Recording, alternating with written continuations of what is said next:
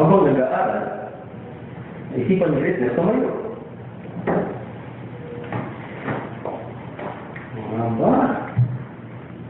Maglakad.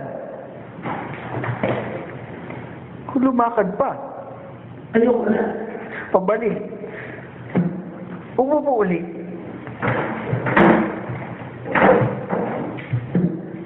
Ngayon, naisipan niyang tumayo ng tuwid. Pagkatapos tumayo ng tuwid, sinarado ang libro. Hinawakan ng dibdib. Hindi kasama ang libro. Nahulog ngunit nakalutang. At sinubukan niyang abutin ang libro ng payuko. Ito'y isang mahiwagang libro, sabi niya. Inihagis niya at sinubukan kung didikit ito sa pader.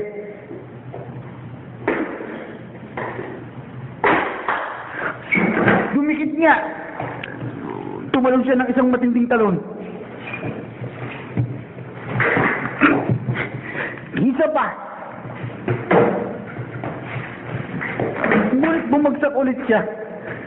Tinawag niya ang pangalan ni JP. JP!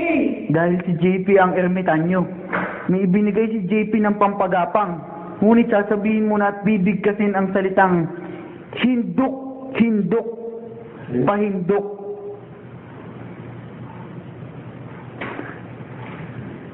Hindok! Pahindok! At ito'y makakagapang na. Susubukan natin kung makakagapang na talaga.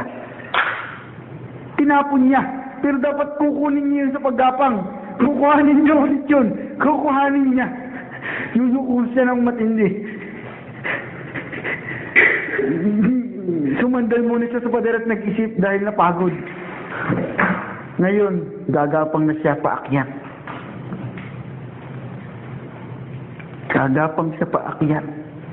Utay-utay habang binibigkas ang salitang manyakis ako. Ayoko. Hindi siya makakakita agad din sinasabi ang manyakis ako. Manyakis ako! Yan na, umaakyat na siya.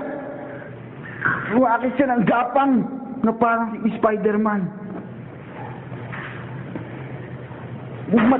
Talagang naisipan pa niya dumiretso hanggang sa relo. At kuhanin ito. Ngunit siya'y nahulog.